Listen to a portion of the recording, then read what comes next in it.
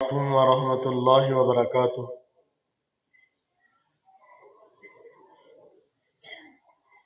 سب سے پہلے گزارش یہ ہے خاص طور سے خواتین سے کہ بچوں کو خاموش کروائیں، جن بچوں کو ساتھ لائے ہیں ان کو مسجد میں بیٹھنے کے آداب سکھائیے۔ آپ کی شان میں کوئی فرق نہیں پڑتا، مرد ہوں یا عورت ہوں، اپنے بچوں کو اپنے پاس بٹھائیں، اپنے قریب کریں۔ اگر کوئی وہ ایسی حرکت کریں شور ڈالنے کی، دیکھیں ایک ادب کی محفل ہے، ایک دین کی محفل ہے، قرآن کی محفل ہے، اور اس کے دوران عجیب قسم کا شور ہو رہا ہے، کچھ سمجھ نہیں آئے گا، نہ سننے والوں کو سمجھ آئے گا، سنانے والے بھی جو ہیں وہ بار بار توجہ اسی طرف کریں گے کہ ادھر سے کیا ہو گیا، اچانک کس چیز کا شور اٹھ گیا۔ تو برائے مہربانی اپنے بچوں کو اپنے قریب کریں، ان کو بٹھائیں اور ان کو باہر نہ نکلنے دیں، نہ شور کرنے دیں۔ پروگرام آپ کو بتایا کہ ہمارا ہمیشہ سے ہی مختصر رہا ہے، تو اس کا مطلب یہ بھی نہیں ہے کہ میں جیسے باہر نکلوں میرا بازو پکڑ کر صاحب تھی تو کیا ہی مختصر کرنا ہے، مختصر ہوگا انشاءاللہ۔ تشریف رکھیں، بیٹھیں۔ یہ بڑی عزت کی بات ہے کہ مالک کائنات نے آپ کو باہر سے گھروں سے نکالا ہے اور اپنے گھر میں لا کے بٹھا دیا ہے، یہ بڑی عزت کی بات ہے۔ اور اگر ایک بات اس نیت سے آپ مسجد میں آئے ہیں کہ ایک بات، ایک چیز آپ سماعت فرما لیں اللہ کی اور اس کے رسول کی،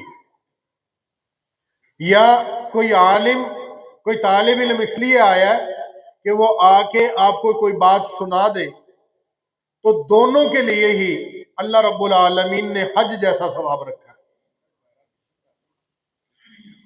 تو بہرحال پروگرام بہت مختصر ہوگا، آپ تشریف رکھیے گا۔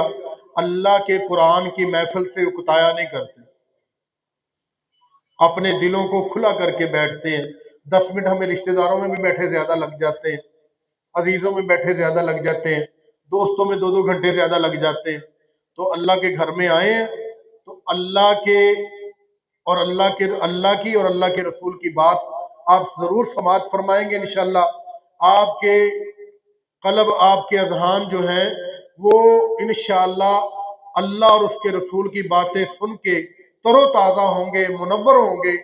لیکن اگر آپ اس چین سے بیٹھیں گے، اس سکون سے بیٹھیں گے کہ ہمیں انشاءاللہ یہاں سے کچھ حاصل کرنا ہے، تو سب سے پہلے کیونکہ قرآن کی محفل ہے تو اس کا آغاز بھی قرآن پاک سے ہی کیا جاتا ہے۔ میں قرآن پاک کی تلاوت کے لیے دعوت دوں گا حافظ محمد حذیفہ صغیر کو، وہ تشریف لائیں اور قرآن پاک کی تلاوت ارشاد فرمائیں۔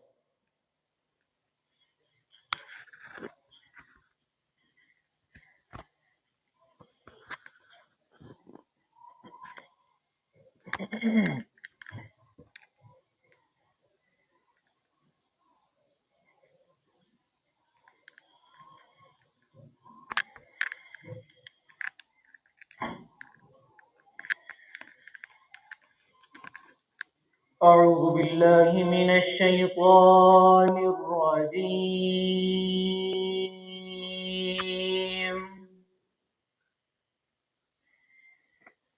بسم الله الرحمن الرحيم.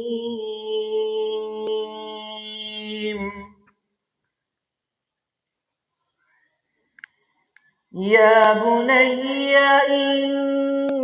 إنها إن تك مثقال حبة من خردل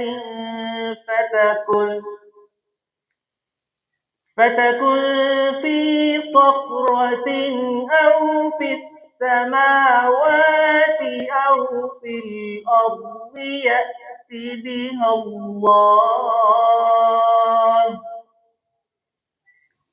إن الله لطيف خبير.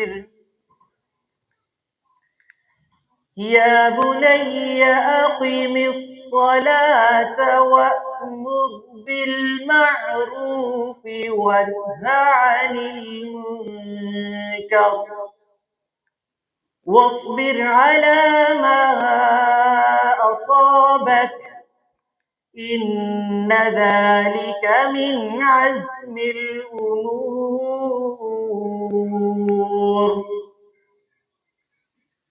ولا تصعر خدك للناس ولا تمش في الأرض مرحا إن الله لا يحب كل مختال فخور واقصد في مشيك واغضض من صوتك إن أنكر الأصوات لصوت الحمير